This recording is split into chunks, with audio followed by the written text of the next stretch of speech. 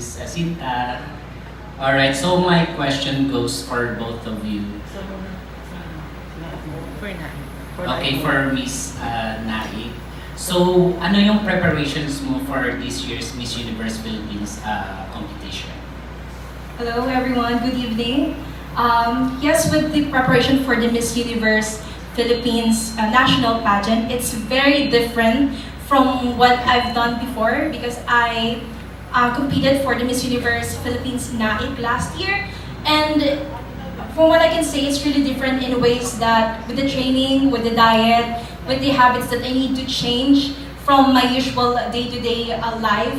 It's very different. I have to take care of myself in case of, back-to-back activities with the organization. I need to be mentally, emotionally, and physically prepared before I can come up on stage and represent NAIC.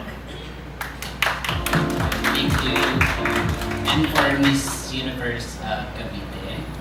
Okay, so what made you decide may accept yung appointment sa Miss Universe Cavite?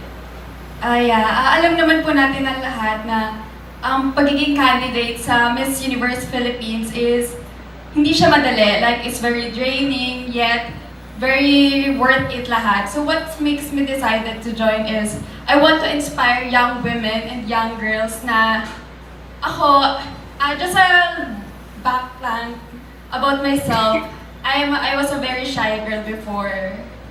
Ayaw kong pumasok sa school, like umiiyak nga po ako pag pumapasok ako sa school before. And I was very hardworking, like I came from a simple family, I have a simple life. So I want to give hope to the young girls and young women that being a simple girl, having a simple life can make you join a national pageant or Miss Universe. Okay, thank you. So my next question goes for both of you. Kung last year yung Miss Universe is magtagulan, and this year naman parang sinasabi nila na puksaan. So paano kayo makipagpuksaan sa Miss Universe Philippines 2025? Ako po personally, I just focus on myself. And yun nga, madami ding veterans candidate na lalaban ngayon sa Miss Universe Philippines. So ako, nakikita ko po siya as an advantage na matuto po ako sa kanila. How about you, Miss Nay? Interesting question. Puksaan this year. But same thing with Jess. We all have our own personality.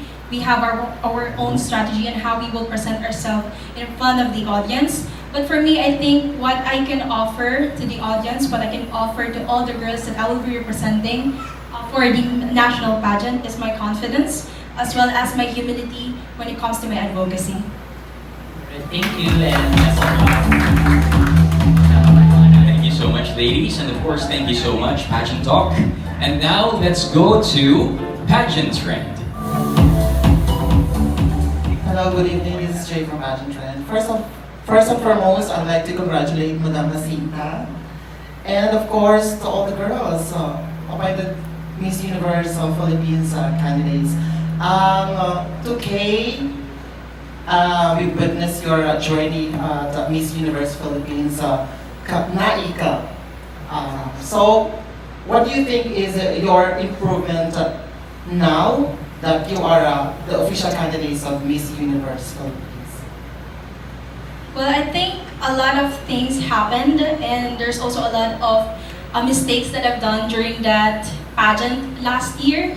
And there's also a lot of things that I learned from those mistakes. And what I can say that is one of the differences from last year as well as for this year's national pageant is, first of all, I need to shine more with my personality because during that time, it's my first time, so I don't know how the whole pageant industry works, how should I move, how should I speak.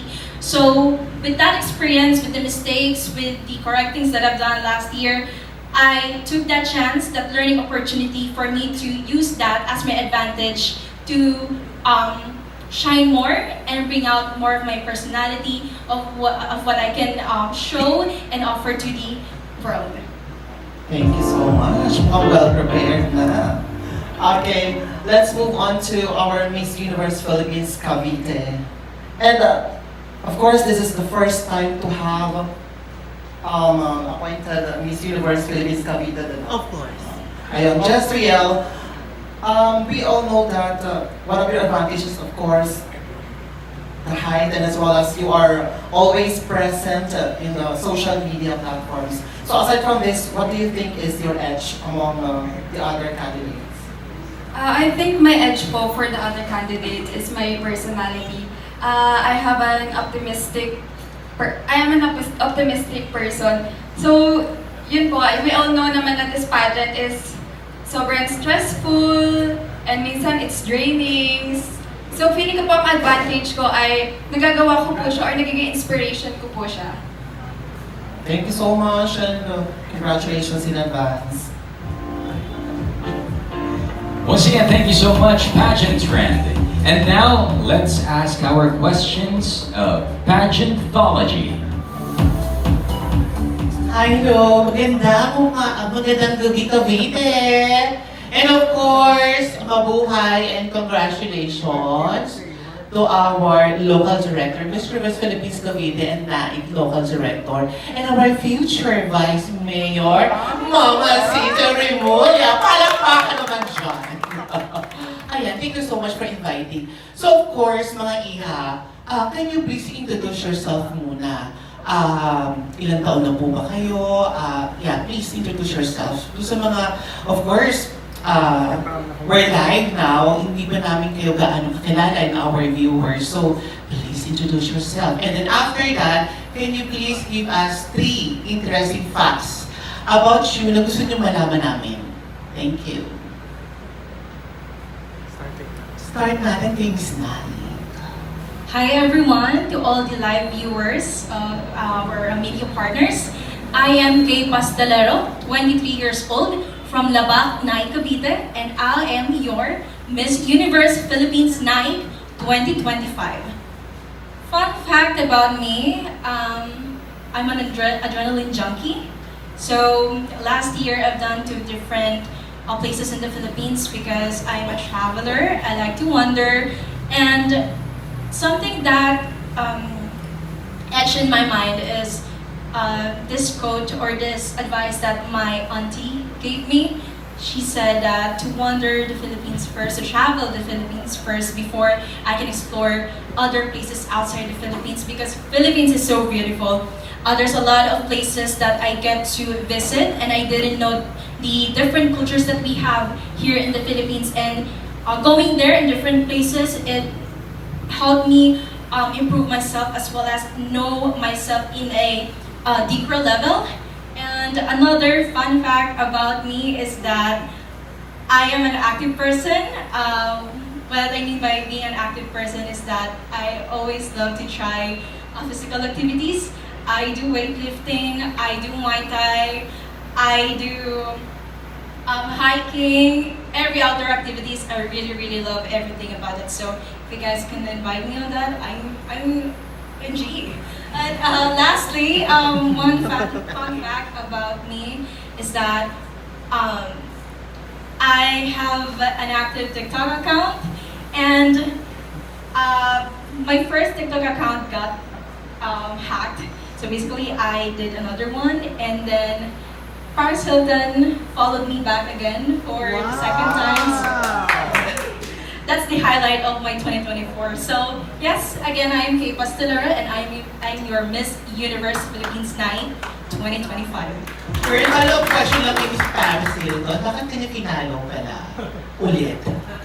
Actually, yes. In my first account, basically, I just made like a short form video, which is TikTok, basically.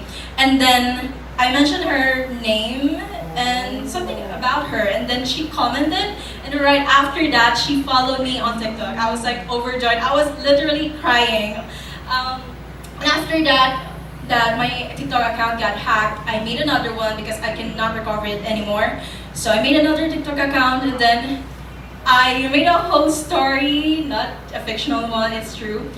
And she commented again and she said, "It's okay, girl." And then right after a couple of seconds, I got a follow back again. So that's the whole story of me getting followed back by Paris Hilton for the second time. Diba?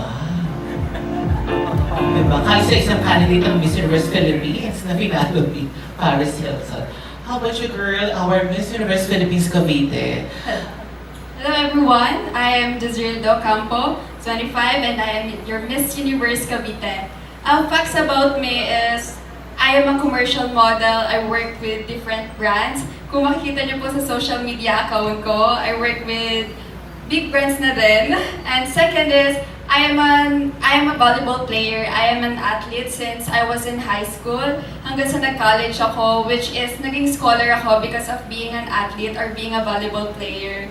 And last one is, it's fun to be with me. Like, you can be yourself anytime when you're with me. Wow. Pasingit na question. Who's your favorite Miss Universe Philippines winner? My favorite Miss Universe Philippines winner is Pia Wurtzbach because we all know about her story that she joined 3 times in Miss Universe Philippines, and that gives me motivation to join pageants. How about you, Miss NAIC? Just the recent one, Miss Stacy. I really love how she's very articulate when she answers question, and also that pre-question on the coronation night of the Miss Universe Philippines 2024. May nakapagsabi na ba sa'yo, nakamukha mo si Beauty? Yes. Oo. I get that. Mukha mo siya, Beauty Gonzalez. Last question na lang to. Ito na yung pinaka-question ko. So, what is one Caviteña trait that you're going to, of course, you're bringing in the Miss Universe Philippines competition? Ano ba yung isang trait ng pagiging Caviteña ang dadalhin niyo sa Miss Universe Philippines competition? I would say Caviteñas are very known for being matapang. So I will bring that trait in the national pageant. I'm gonna be very brave, very matapang to face every challenges because I know there's a lot of challenges that I will face during those times that we'll be competing for the Miss Universe Philippines national pageant. So I guess that's the trait that I will be bringing on the national pageant. I think the trait that I will bring in the Miss Universe stage, being a Caviteña, is we all know that being a Caviteña is known for being a bayanihan. Like, Miss Universe Philippines promotes sisterhood. So I think that's one thing that I will bring to Miss Universe, the bayanihan attitude, which is magtutulungan-tulungan kami nandun dahil kami-kami lang po yung nandun.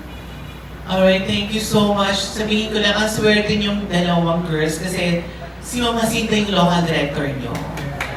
Bilang mga. Thank you. There we go. Alright. There we go. Alright. Maraming salamat, ladies. And once again, maraming salamat, Pageantology. And of course, the questions are now coming from the Crown Philippines. So we have heard who you are in front of the stage. Now my question is, who are you behind the stage? Okay, so who are you behind the stage? Who are you when you are not competing? When I'm not competing, like outside the stage, I am currently a working student. From elementary to college, I am a scholar, so I'm very, very proud of that I was able to be self-sufficient and also just rely on myself and getting into college, just working independently. And aside from that, yes, from what I mentioned earlier, I'm an adrenaline junkie. I love to travel. I love to do outdoor activities. So that's who I am outside the stage. Same question to you. As I mentioned earlier, I'm just a simple girl living a simple life. Outside the pageant or outside the stage, I just love hanging out with my partner and of course hanging out with my friends kapag may time. And yun nga po, I work as a commercial model, like freelance siya. So I have more time to travel, like to hang out with my friends. Yan po. Are you still studying? I just graduated last April 2023. How old are you? 25.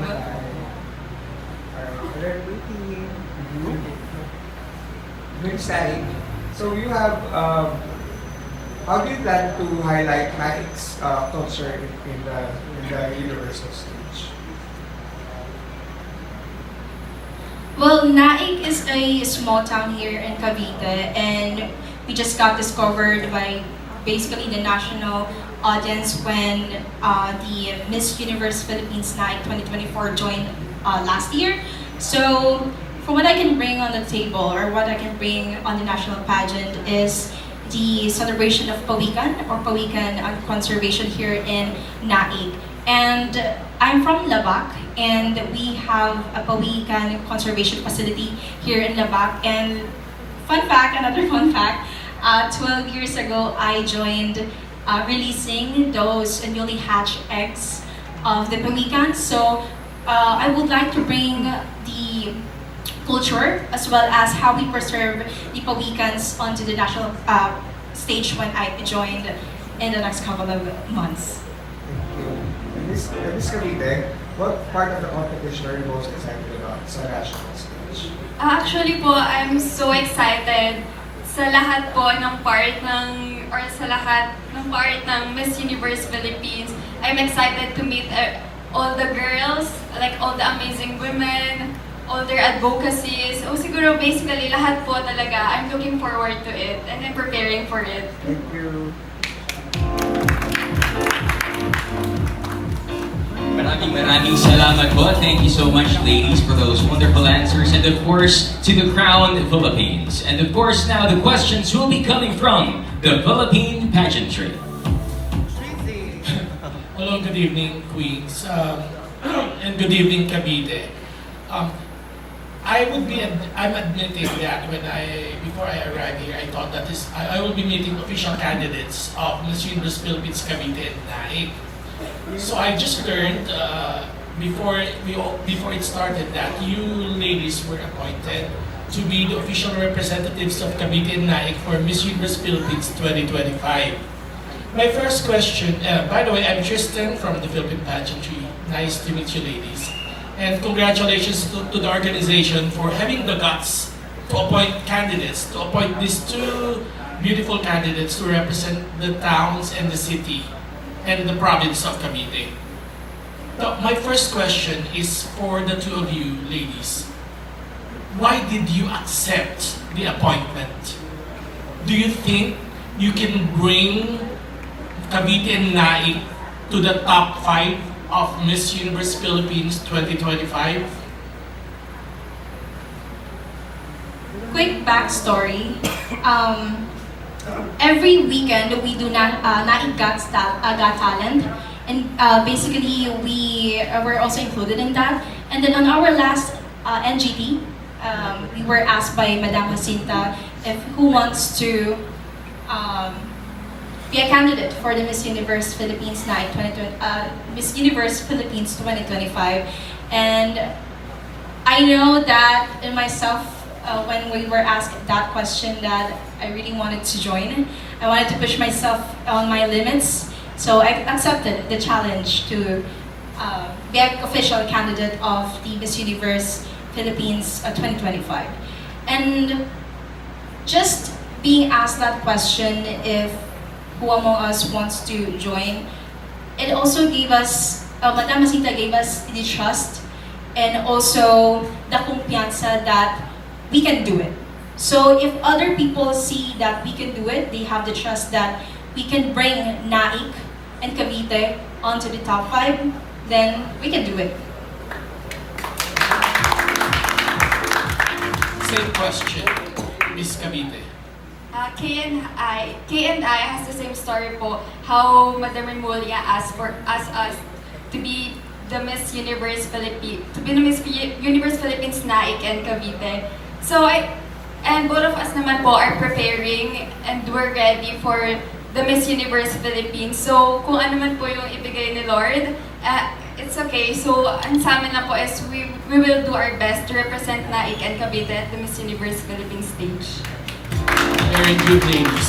In connection to your answers, I have this thought a while ago that prior to this new era of pageants in the Philippines and in the universe, it has always been aspirational for young women and young girls to become beauty queens, especially in towns and provinces in our country.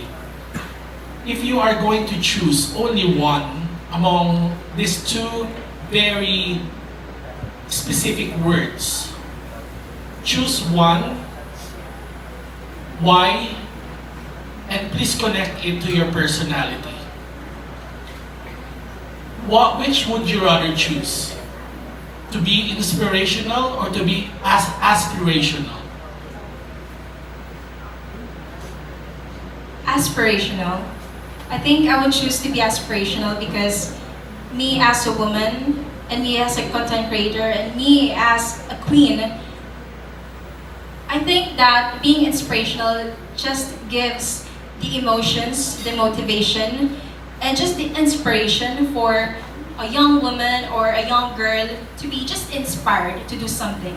But when you say that you want it to be aspirational, you're motivating someone to take action on what they want to do in life, what they aspire to be when they grow up. So I choose to be aspirational. Good. Very good. For me, I would choose being inspirational. Because as I've mentioned earlier, I want to be inspired by young women and young girls that even if you're just a simple girl having a simple life, you can be a Miss Universe Philippines. Very good. I hope that many Caviteñas, especially young or children of Cavite, will be inspired and will aspire to be like you ladies or to be better than you in the future, to bring honor to Cavite. Another question, ladies. During the last season of Miss Universe Philippines, the top 5 have all foreign bloods in them. So my question is, how are you going to bring your being a pure Caviteña to the Miss Universe Philippines stage?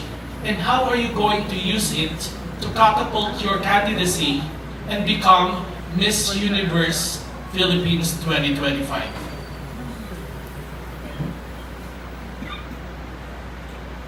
Honestly, I don't think that being half-blooded or being pure Filipina has anything to do with you being the rightful owner of the crown. I think it's the advocacy, it's the personality of the beauty queen and how she would represent her town, her province. So I think what I can bring to the national pageant is the advocacy that I have in competing for this year. And aside from that, my personality on how I can bring being matapang as a Caviteña on competing on the national pageant.